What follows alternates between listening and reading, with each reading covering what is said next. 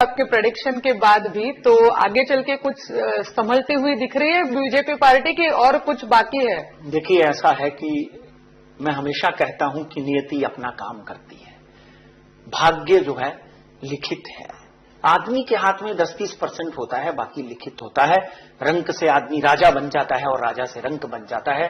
भविष्य किस तरफ जाता जाता किस तरफ चला जाता है, कहां 160 सीटों पे भारतीय जनता पार्टी जीतने का प्रयत्न कर रही थी, कहां 60 के ऊपर ही अपने आप को संतुष्टि करनी पड़ी। मगर आपने जो सवाल किया है, इस सवाल को बहुत ही समझदारी से लेना पड़ेगा। जैसे आपने पहले ही मुझे बता दिया था कि ऐसा ऐसा सवाल है, तो भारतीय जनता पार्टी की बार बार कहता हूं मैं, अभी तो लोगों को याद हो गया होगा कि वृश्चिक राशि है।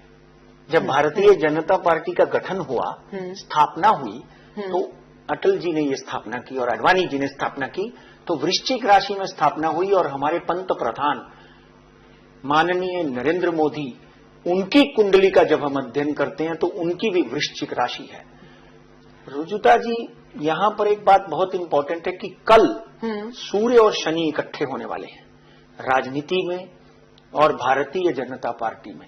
सूर्य और शनि वृश्चिक राशि में इकट्ठे होने वाले हैं, यानी इन दोनों की कुंडली, बीजेपी की भी और साथ में नरेंद्र मोदी की भी। अच्छा, तो कहीं न कहीं अंदरूनी कलह जो है भारतीय जनता पार्टी की सामने आएगी। चाहे वो शत्रुघ्न सिन्हा है, चाहे वो यशवंत सिन्हा है, मुरली मनोहर जोशी है, अरुण शौरी है, जितने भी दिग्गज एंड इंक्लूडिंग आडवाणी और कहीं ना कहीं सुषमा स्वराज, जब उनकी कुंडली के जब हम अध्ययन करते हैं तो अगले कुछ महीनों में सुषमा स्वराज भी इनके साथ में सुर मिलाती हुई नजर आएंगी। इसलिए भारतीय जनता पार्टी के कर्णधार श्री नरेंद्र मोदी को बहुत बड़ी बड़ी चुनौतियों का अंदर से सामना करना पड़ेगा। डेफिनेटली अच्छे दिनों का आभास जो है वो आदमी को होता है, और पहले सबसे अपनी पार्टी के अंदर अच्छे दिनों को लाना पड़ेगा, तब जाकर कहीं ना कहीं देश के लिए अच्छे दिन आ सकते हैं। ये बहुत अच्छी बात कही आपने। अगर अच्छे दिन की शुरुआत हमें करनी है तो घर से करनी है पहले। लेकिन वो किस तरीके से आप देखते हो बीजेपी की आगे की जो रहेगी, वो किस तरीके से बीजेपी की पार्टी आगे जाती हुई आपको दिखती है? क्योंकि जो दिग्गज उन पक्ष में है वो पहले से अब अपना मन बना चुके हैं कि खुलेआम आके अपनी बातें कहेंगे। हाँ, देखिए, खुलेआम विरोध शुरू हो चुका है। पहले तो फुसफुसाहट होती थी, मगर दिल्ली में इतना बड़ा पराभूत, इतनी बड़ी हार के बाद में महागठबंधन ने इनको इतनी सीटों से हराना, वहां पे भी तो महागठबंधन स्वीप कर गई ना। तो यहां ये दोनों जगह से भारतीय जनता पार्टी डेफिनेटली कोई ना कोई बड़ी सीख। ये ज्योतिषीय कार्यक्रम है। ज्योतिष के माध्यम से डेट ऑफ बर्थ के अमित शाह, नरेंद्र मोदी, सुषमा स्वराज, राजनाथ सिंह, तो क्या हम कह सकते हैं कि बीजेपी के जो दिग्गज है उनकी पत्रिका अब इस समय उनके जो वो अच्छे चल रहे हैं? नहीं, अच्छे नहीं चल रहे हैं, अच्छे चल नहीं रहे हैं, क्योंकि भारतीय जनता पार्टी की कुंडली में वृश्चिक राशि पे 7.5 लगी हुई है। उसके ऊपर सूर्य और शनि का विषयोग शुरू हो जाएगा। उसके बाद में नरेंद्र मोदी की कुंडली, कहीं भी अगर आप देखेंगे तो अच्छे दिनों का आभास आम आदमी को नहीं है। दाल 210 रुपए किलो हो चुकी है, सब्जियां महंगी हो चुकी हैं। कहां है? आप एक गैस सिलेंडर का 600 रुपए 500 रुपए दे रहे हो। तो अपने घर की जो कला है, इनको दूर करने के लिए अभी नरेंद्र मोदी विदेश गए हुए हैं, और अपने घर की कला को दूर करने के लिए इनको एक मुहावरा है, नाकों चने चबाने पड़ेंगे, बहुत मेहनत करनी पड़ेगी, तब जाकर कहीं ना कहीं इनके घर की, क्योंकि शत्रुघ्न सिन्हा, अरुण शौरी, मैं जो नाम ले चुका हूं, ये लोग एक नया गठबंधन भारतीय जनता पार्टी में बनाकर नरेंद्र मोदी के लिए एक बहुत बड़ी चुनौती खड़ा कर सकते हैं।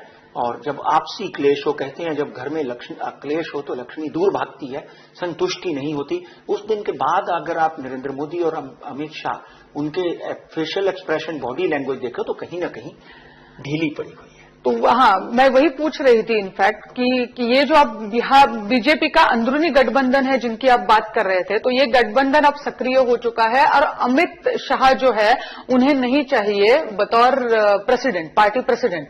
तो अमित शाह की कुंडली इस वक्त एक्चुअली क्या कहती है? क्या वो बने रह सकते हैं बीजेपी अध्यक्ष के?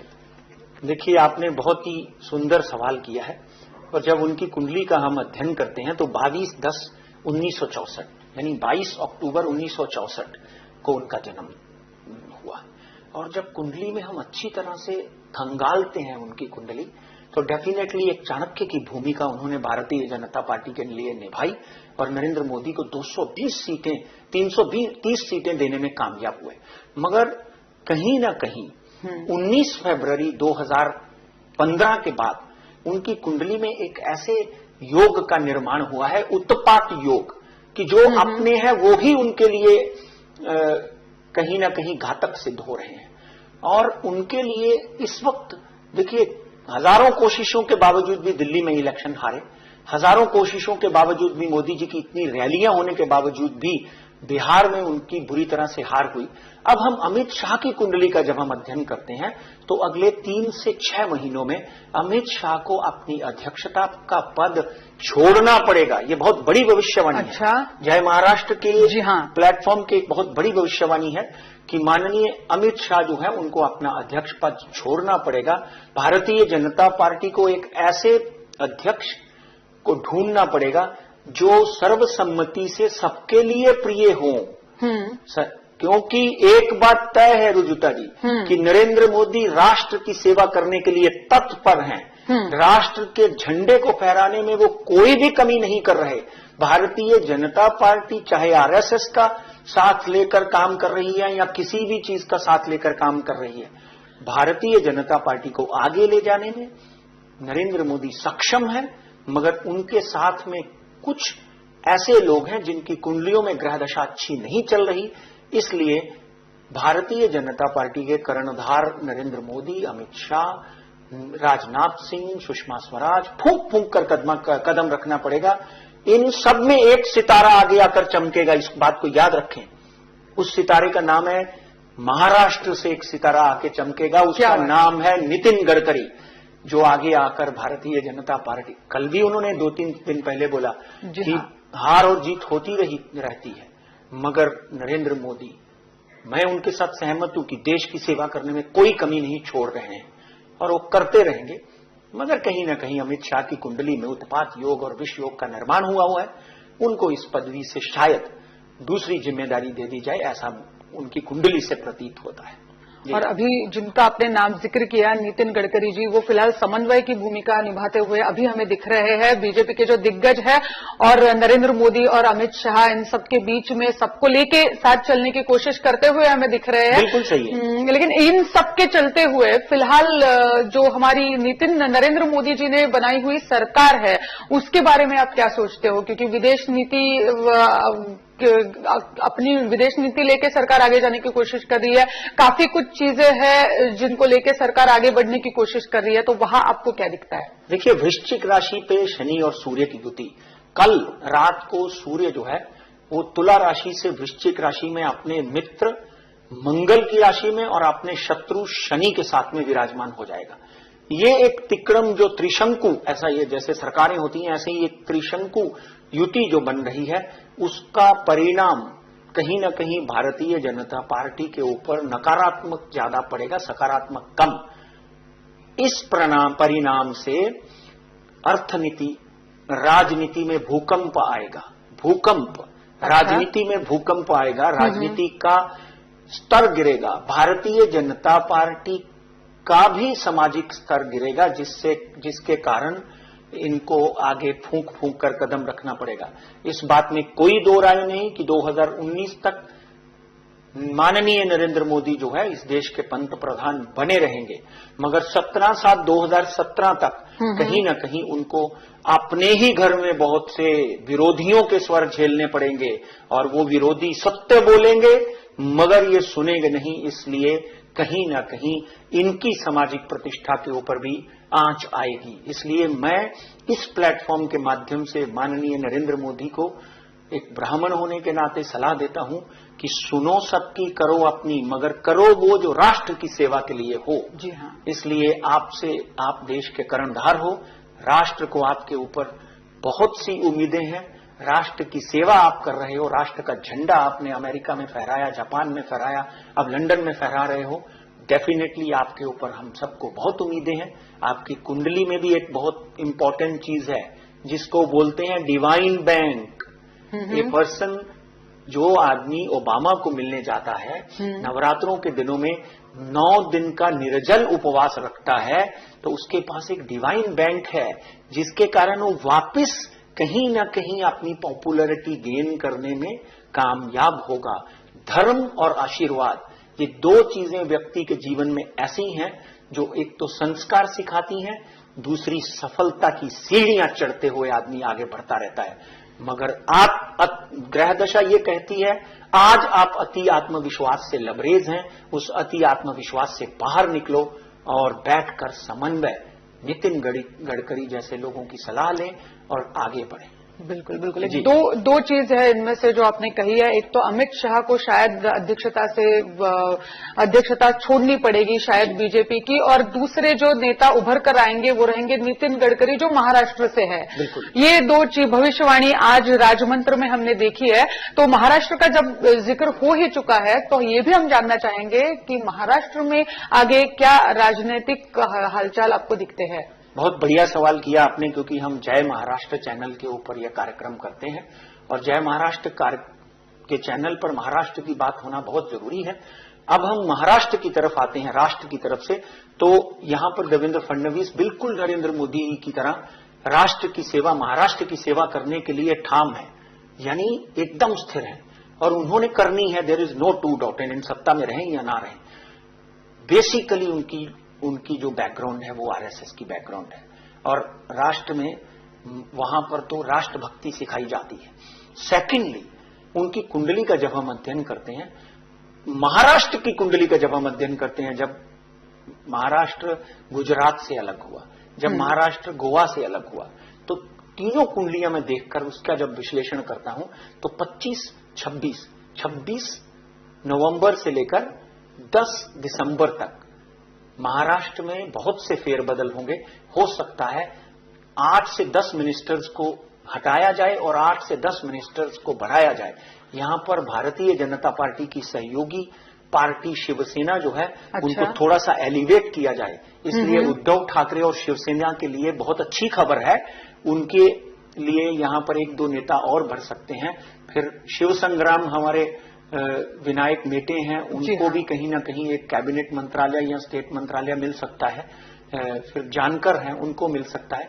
तो जो कहीं ना कहीं भारतीय जनता पार्टी एकला चलो, अकेले चलने का नारा लगा रही थी, वो हो सकता है अपनी सहयोगी पार्टियों का थोड़ा बहुत समर्थन लेना शुरू कर दें, क्योंकि कहीं ना कहीं अकेले उन्होंने देखा कि हम हार की तरफ जा रहे हैं, हम लॉस की तरफ जा रहे हैं। एक ट्रायल एंड एरर मेथड जो उनका था उसमें उनको कहीं ना कहीं महाराष्ट्र में एक जो हमने नतीजे देखे हैं उसके मुताबिक तो यही लग रहा है कि सबको साथ लेके बीजेपी को अब चलना चाहिए। दोनों नतीजे कोलंबली और कल्याण डोंबिवली और कोल्हापुर के ये तीनों तीसरा नतीजा बिहार का, इन तीनों नतीजों से डेफिनेटली भारतीय जनता पार्टी के दिग्गज जो है इनको आगे की चाल जो है उसमें बदलाव लाएंगे और यहां पर बदलाव आएगा।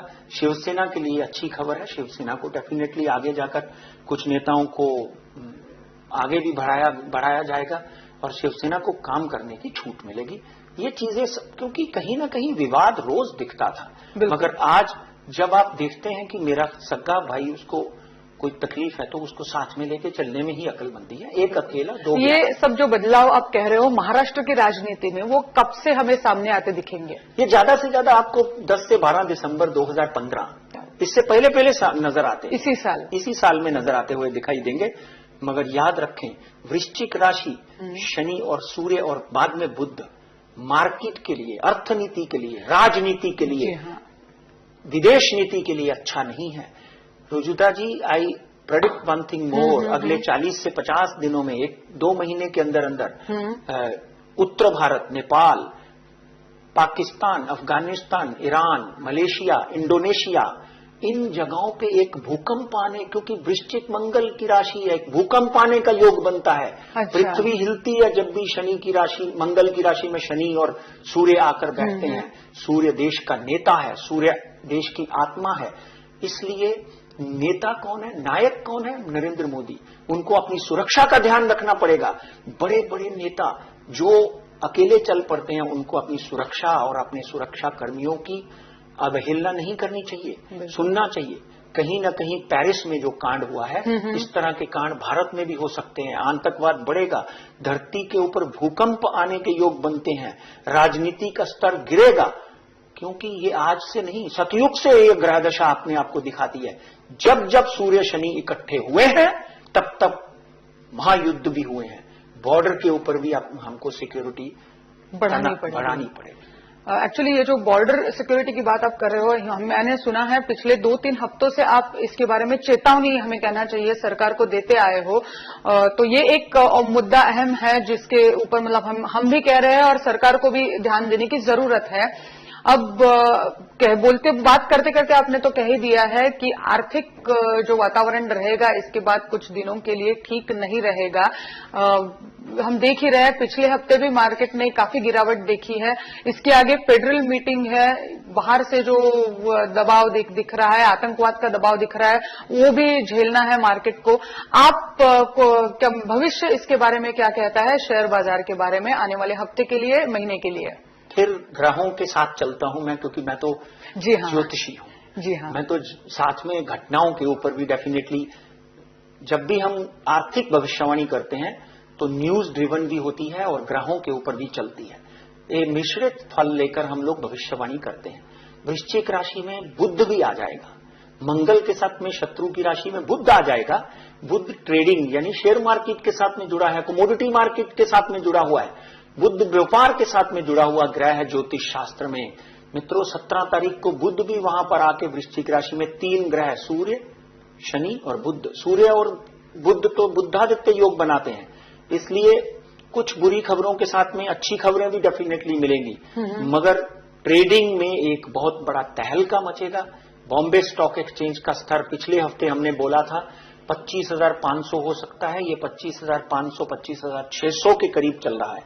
ऊपरी स्तर इसका 26,000 के ऊपर जाता दिखाई नहीं देता।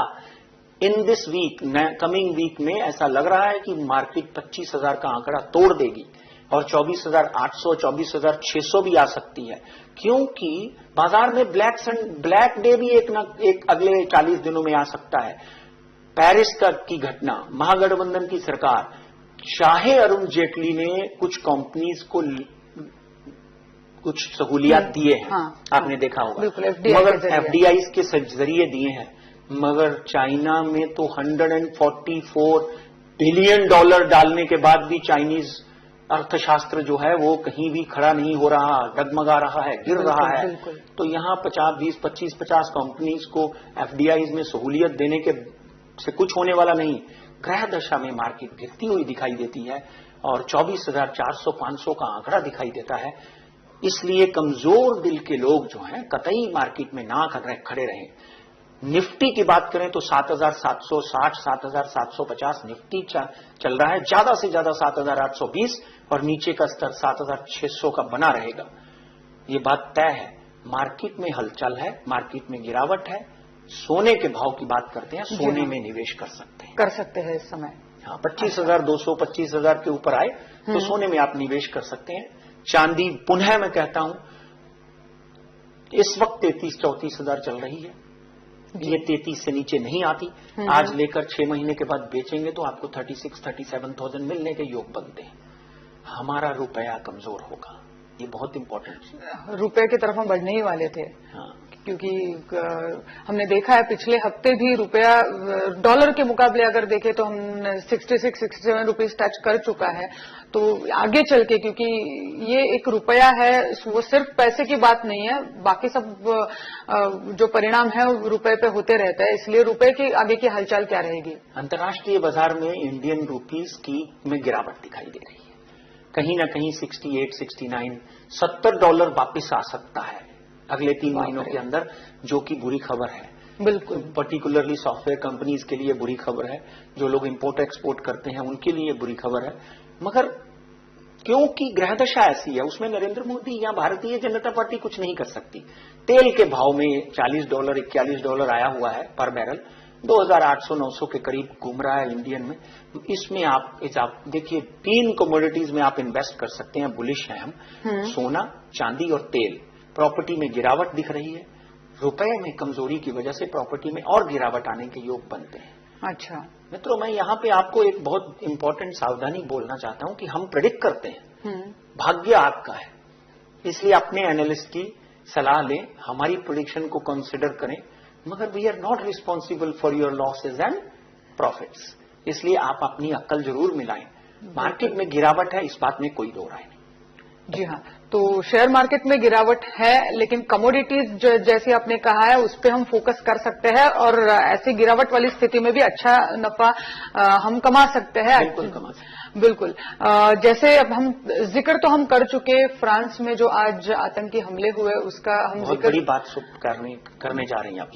जी हाँ, तो हुआ है और हम भारत में रह के तो हमें पता है कि आतंकवाद क्या है। वेस्टर्न वर्ल्ड इन हादसों के बाद पूरी तरह से उन्होंने तो इमरजेंसी हिल गया है, इमरजेंसी भी फ्रेंच में डिक्लेयर कर दी है। तो ये सब हालात जो है, क्या आप संभलते हुए दिखते हैं आने वाले कुछ दिनों में? देखिए, सत्य को पचाना बहुत मुश्किल है। सत्य कटु होता है। हमने महागठबंधन की जब भविष्यवाणी की तो वो एक कटु सत्य था, मगर वो हुआ। मित्रों, भूकंप की भविष्यवाणी की थी इसी साल, बहुत से दर्शकों को याद होगा, तो वो नेपाल में हुआ। मगर सत्य बोलना, कुंडली के विश्लेषण करके आप तक पहुंचाना, ये मेरा धर्म है, इसलिए मैं अपने धर्म का पालन करता हूं। अच्छे दिन पूरे विश्व में शांति के नहीं है। वृश्चिक राशि में षडाष्टक योग मंगल के साथ में और शनि और सूर्य कहीं ना कहीं आतंकवाद को बढ़ावा देगा। भारत में आतंकवाद को बढ़ावा देता हुआ देख रहा है। भारत ही नहीं, पूरे विश्व में। वेरी स्पेसिफिकली अमेरिका में भी इस तरह के वातावरण बन सकते हैं कि कहीं ना कहीं अमेरिका में भी कोई ना कोई आतंकवादी हमला हो सकता है। उसमें यूरोप भी है, क्योंकि नवग्रह तो पूरे ब्रह्मांड पे छाए हुए हैं। भारत में हमको अपने दिग्गज नेताओं के, चाहे वो सोनिया गांधी है, राहुल गांधी है, नरेंद्र मोदी है, अमित शाह है, राजनाथ सिंह है, सुषमा स्वराज है, बड़े बड़े नेताओं को कहीं ना अपनी सुरक्षा ध्यान में रखनी होगी। आतंकवाद बढ़ता हुआ दिखाई देता है। अगले 40 से 50 दिनों में इसी तरह के आत्मघाती हमले विश्व के कई देशों में हो सकते हैं। इसलिए हमको लगाम लगानी पड़ेगी। मगर हम राजमंत्र के माध्यम से विश्व शांति के लिए प्रार्थना करते हैं और चाहते हैं कि हे भगवान, इस देश में, इस राष्ट्र में, महाराष्ट्र में और विश्व में शांति स्थापित हो। जो लोग आतंकवाद फैला रहे हैं उनको सद्बुद्धि दे। बिल्कुल, राजमंत्र के जरिए इतना तो हम कर ही सकते हैं, शांति की प्रार्थना कर सकते हैं सबके लिए। पंडित जी, बहुत बहुत शुक्रिया, आज हमारे कार्यक्रम में आप आए और भविष्यवाणी जो हमने बताई आपने बताई। और सबसे ज्यादा हमें इंतजार रहेगा महाराष्ट्र में आगे चल के क्या राजनीतिक गतिविधियां हमें होती दिख रही है। बहुत बहुत शुक्रिया एक बार फिर आने के लिए। आणि याचबरोबर राज्यमंत्रमध्ये आज आपण इथेच थांबतोय। तुम्ही पाहत रहा जय महाराष्ट्र, थेट अचूक बिनधास्त।